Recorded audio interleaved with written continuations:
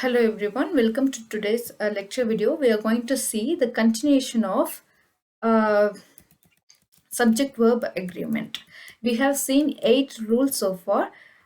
We are in between the 8th rule. So I have told you in the previous slide that expression of time, money and measurement and weight, they should always take singular verb. Okay, for example, $5 is too much to ask. 10 days is not nearly enough time. Okay, on special occasions like when you count minutes one by one, in that time they are individually counted, so you use plural verb. Okay, and then some nouns, they always seem to be plural in number. Take for example, they seem to be like plural nouns, but they are not plural in nature, they are singular noun. Take for example, moms, economics, social studies, um, home economics, measles, statistics, civics, physics, gymnastics, phonics, news, acrobics, aesthetics, thesis, mathematics. Okay, these are the examples as they end with yes. Okay, you may consider it as plural noun, but it is not plural. They are all singular in nature. Take for example, mathematics is an easy subject for some people. Physics is taught by Professor Baldwin. Okay, and then with pair words, they always we use singular verb. Take for example, rice and curry. Why we call it as pair words? They cannot stand alone. They have to depend upon the other thing in order to make a complete meaning. That is why they are called pair words. Take for example, we cannot simply have rice without curry. We cannot simply have curry without rice. So they make a whole pot together. They make a whole pot. So they are considered as a whole unit. As I said in collective noun, when something is considered as a whole unit, we use only singular verb. So here, rice and curry becomes a whole unit. So we use singular verb. So likewise, we have so many examples like hammer and sickle, slow and steady, truth and honesty, horse and carriage. This is the most common one asked in the examinations. Crown and glory, rise and fall, coming and going, screaming and shouting, age and experience, long and short, sum and substances, bag and baggages, etc. etc. So now let's check out some of the examples. Rise and fall is common in the war. Okay, rise and fall is common in the war. Horse and carriage is ready for the war. Okay, age and experience gives you wisdom. Next one, rule number 11. If two nouns if two nouns are connected with and, before the first singular noun, if we have any articles or possessive adjectives, then it means only one person. Okay, take for example, we have two nouns here, principal and secretary. They are the names of two nouns. So if these two nouns are connected by only one article and one adjective, like my principal and secretary, your principal and secretary, their principal and secretary, then it means these two positions are played by only one person. So the principal and secretary may mean only one person. One person plays two different roles.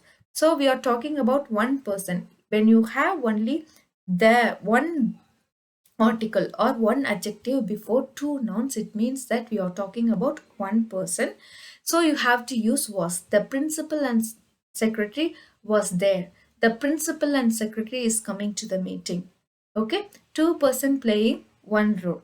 But if you use to the or two or adjectives before each of the nouns, it means two different people. Take for example, the principal and the secretary were there.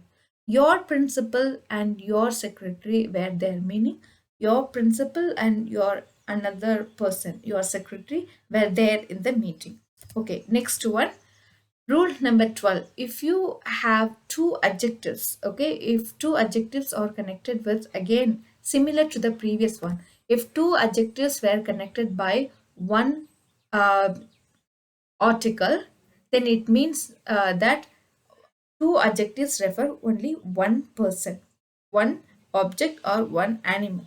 So here we have an example. A black and white cat was mewing. So here two adjectives refer only one cat. It means that the cat has both color, black and white, patched. Okay, so a black and white cat was mewing. But if you have, okay, two different articles or two different adjectives before, two different articles before the adjectives, then it means that a black and white cat were mewing, because they were two different animals.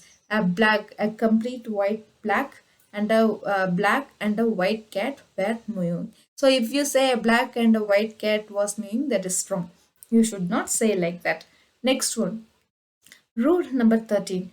In the following, uh, I told you all indefinite pronouns, they always take singular verb. Take for example each, every, they're all singular indefinite articles. They must take singular verb. Each pen and pencil is red. You don't think that we have pen and pencil, they are two objects, so you must use or. No. Whenever you have each in a sentence, in the beginning of the sentence, then you must go for um, singular verb. Each pen and each pencil. Even here you have two each, so you have to use a plural verb. No, that's wrong. You should not use two you should not use plural verb. So each pen and each pencil is red. Okay, every boy, every girl is laborious. After, even for every, you have to use singular verb. Each of these four pens is red. Again, it is singular in nature.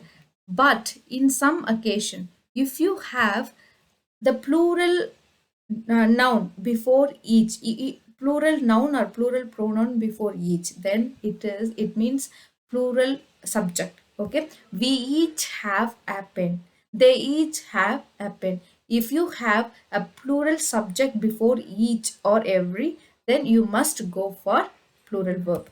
Next one, uh, yeah. Uh, each, either, neither, they are distributed nouns. Let's see how they work. Okay. Each is used for two or more than two people. Either is used for more than two people. Sorry, two people. Either is used only for two people. And neither is used for two people. Every is used for more than two people. So please have it in mind whenever you use this. Okay, let's go for some exercises. The football player dash 5 miles every day. Runs, sorry, football players, okay, plural noun, so plural verb, run. The football players run 5 miles every day.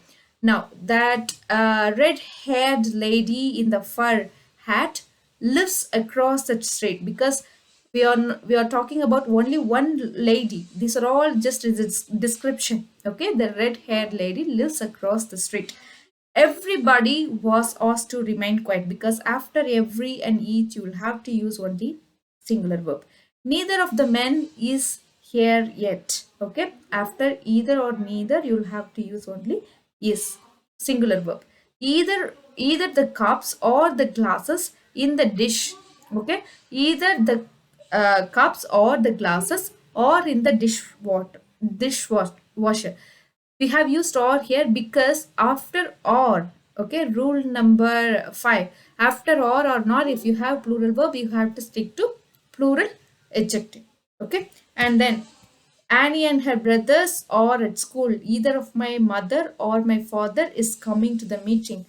The dogs or the cats are outside. Either of my shoes or your coat is always on the floor.